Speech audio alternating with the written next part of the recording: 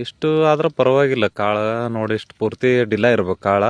ಅತಿಯಾಗಿ ಸ್ವಲ್ಪ ದಟ್ಟ ಆಯ್ತಪ್ಪ ಅಂದ್ರೆ ಅತಿ ಜಲಕರಾದ್ರೆ ಮಮ್ಮಿ ಇರ್ತದ. ಮತ್ತು ಅತಿ ಹೆಚ್ಚಿನ ಪ್ರಮಾಣದಲ್ಲಿ ಹಿಂಗಾದ್ರೂ ಸ್ವಲ್ಪ ಸಮಸ್ಯೆನೇ. ನಮಗೆ ಇಲ್ಲಿ ನೋಡ್ಬೋದು ನೀವು, ಇದು ಹಿಂಗಾದ್ರೂ ಸಮಸ್ಯೆನೇ. ಯಾಕಂದ್ರೆ ನಾಳೆ ರಾಟಿಂಗ್ ಆಗ್ತದೆ. ಇದು ಈಗ ನೋಡ್ಲಿಕ್ಕೆ ಚಂದ ಕಾಣ್ತದೆ ಖರೆ, ನಾಳೆ ಮಮ್ಮಿ ಇರ್ಲಿಕ್ಕೆ ಚಲೋ ಇದು ರಾಟಿಂಗ್ ಆಗ್ತದೆ.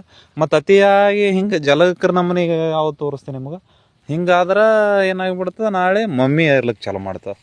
ನಮಗೆ ಒಂದು ಲೆವೆಲ್ ಇರಬೇಕು. ಯಾವ ರೀತಿ ಇರಬೇಕು ಕಾಳು ಅಂದ್ರೆ ಈ ಲೆವೆಲಾಗಿ ಇರ್ಬೇಕು. ಇಲ್ಲಿ ಅದು ನೋಡಿದು ಇಷ್ಟು ಈ ಪ್ರಮಾಣದಾಗ ಹಿಂಗೆ ಕೊಲ್ಲ ಇತ್ತಂದ್ರೆ ಇದು ಅಗದಿ ಒಂದು ಲೆವೆಲ್ ಆಗಿಬಿಡ್ತದೆ. ಕಾಳು ರಾಟಿಂಗು ಆಗೋದಿಲ್ಲ ಮತ್ತು ಮಮ್ಮಿನೂ ಆಗೋದಿಲ್ಲ. ಈಗ ಎರಡು ಥರ ಸಮಸ್ಯೆ ಐತೆ ರೈತರಿಗೆ. ಒಂದು ಮಮ್ಮಿನೂ ಆಗ್ತದೆ, ಈ ಕಡೆ ರಾಟಿಂಗು ಆಗ್ತದೆ. ಎರಡೂ ಆಗಬಾರ್ದಂದ್ರೆ ಈ ಲೆವೆಲ್ದಾಗ ಇರಬೇಕು. ನಾಳೆ ಜಲಕರಾಗ್ಬಿಡ್ತಂದ್ರೆ ಮಮ್ಮಿ ಇರ್ತದೆ. ಮತ್ತು ಅತಿಯಾಗಿ ಗಡ್ಚಾಯ್ತಪ್ಪ ಅಂದ್ರೆ ರಾಟಿಂಗ್ ಹಾಲಕ್ಕೆ ಚಲೋ ಮಾಡ್ತದೆ. ಕಾಳು ಬೆಳಕ್ಕೆ ಜಾಗನೇ ಇರೋದಿಲ್ಲ, ಹೊಡಿತದೆ. ಹೊಡೆದು ಅಲ್ಲಿ ಹುಳ ಆಗಿ ಪೂರ್ತಿ ಗೊನೆನೇ ಹಾಳಾಗುವಂಥ ಚಾನ್ಸ್ ಇರ್ತದೆ. ಅದಕ್ಕಾಗಿ ರೈತರು ಅತಿಯಾಗಿ ನೀವು ನಿಂದ್ರಿಸುವಂಥ ಪ್ರಯತ್ನ ಮಾಡಿಬಿಡ್ರಿ, ಅತಿ ಜಾಡಿಸ್ಲಿಕ್ಕೆ ಪ್ರಯತ್ನ ಮಾಡಿಬಿಡ್ರಿ. ಒಂದು ಲೆವೆಲಾಗಿ ಅದರದ್ದು ತಕ್ಕಂತೆ ಈ ಲೆವೆಲ್ದಾಗ ಇರಬೇಕು ಕಾಳು.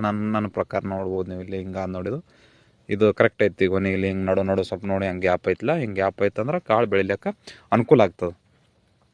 ಮತ್ತು ಅತಿಶಾಗಿ ಜಲಕರನೂ ಆಗಬಾರ್ದು. ಇಲ್ಲದ ನೋಡಲಿ ಇಲ್ಲಿ ಹೆಂಗಾಗೈತಿ. ಹಿಂಗಾಯ್ತಂದ್ರೆ ಮಾಲ್ ಇಳುವರಿನೂ ಬರೋದಿಲ್ಲ, ಮತ್ತು ಮಮ್ಮಿ ಇರುವಂಥ ಚಾನ್ಸ್ ಭಾಳ ಇಂಥ ಗೊನೆಗಳಿಗೆ ನಾಳೆ. ಇಲ್ಲಿ ನೋಡ್ಬೋದು ನೀವು, ಇದು ಒಂದು ಲೆವೆಲ್ ಐತಿ. ಇಲ್ಲಿದು ಚಲೋ ಅದ ಇವು ಗೊನೆಗಳು. ಇಷ್ಟು ಹಿಂಗೆ ಆಗ್ಬೇಕು. ನಮ್ಮದೆಲ್ಲ ಒಂದು ಲೆವೆಲ್ ಸೆಟ್ಟಿಂಗ್ ಆಗ್ಯದ ಕಾಳು. ಇವತ್ತಿಗೆ 45 ದಿನ ಆಯ್ತು. ಇದು